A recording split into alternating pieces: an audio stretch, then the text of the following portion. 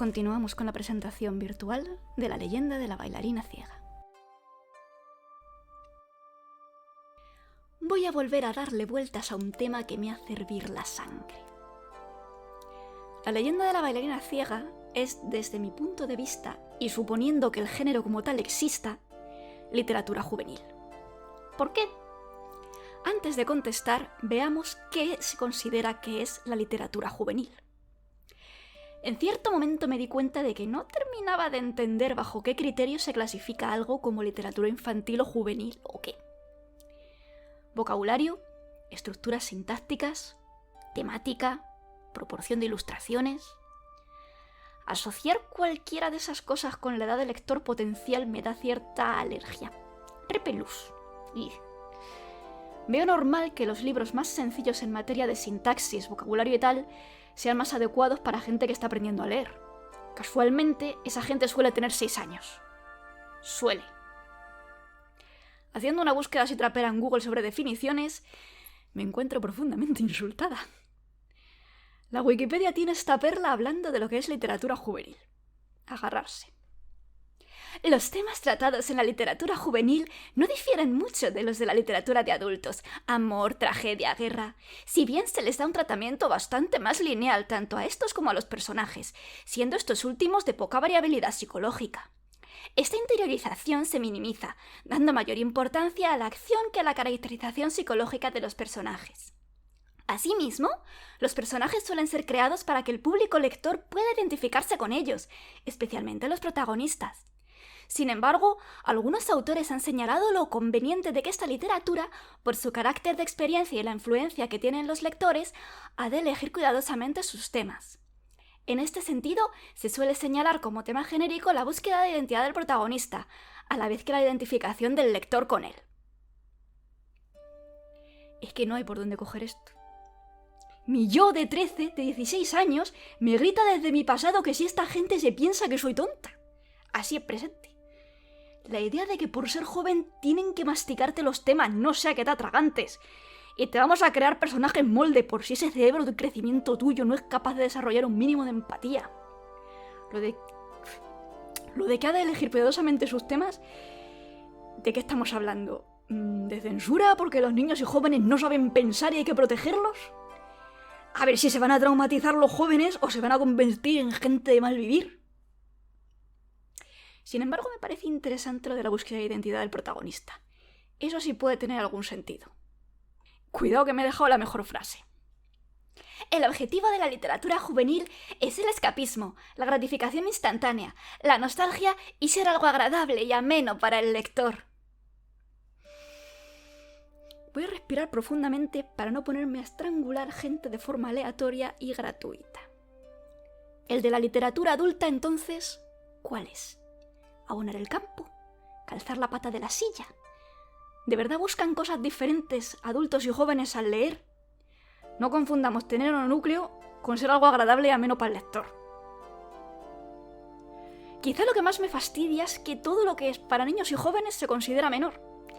Así en el subconsciente colectivo, porque también se considera a niños y jóvenes ciudadanos de segunda, que muchos derechos del menor, pero no los escucha ni Dios.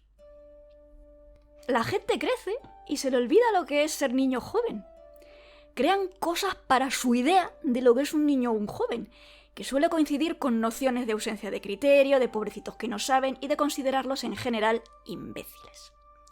Y lo que me da miedo es que esa condescendencia sobreprotectora haga efecto Pigmalión y cuarte el potencial que tiene la gente que lleva X tiempo viva. Le cercene las oportunidades de ponerse a prueba y de que le gusten cosas que no son para ellos.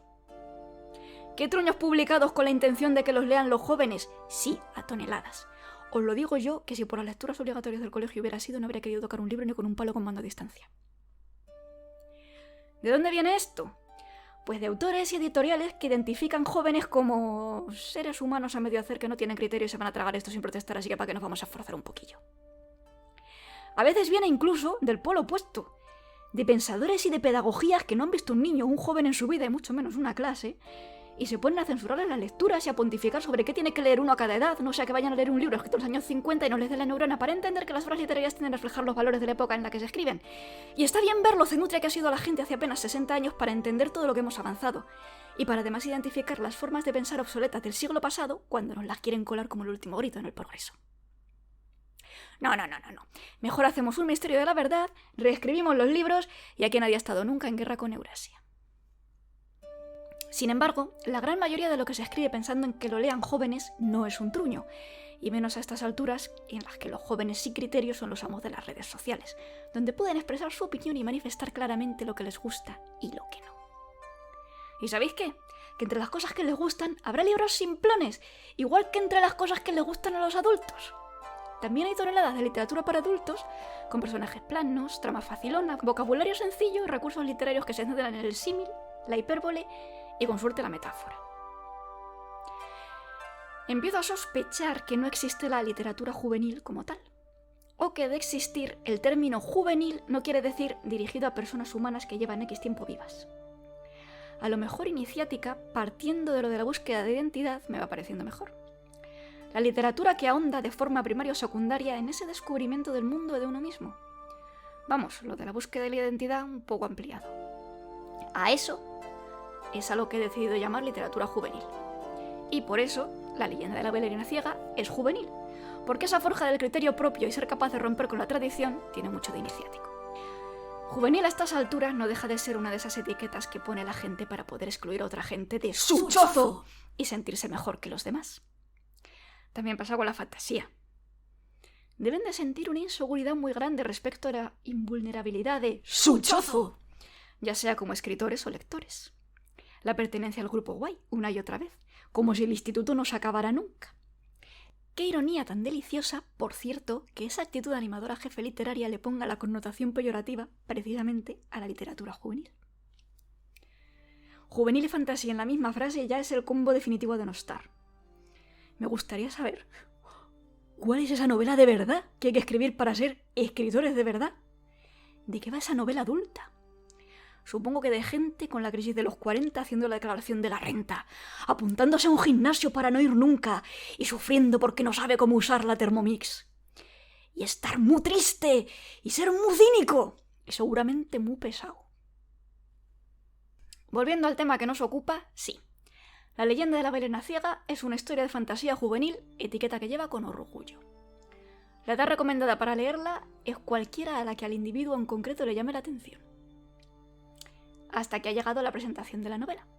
Espero que disfrutéis de la lectura.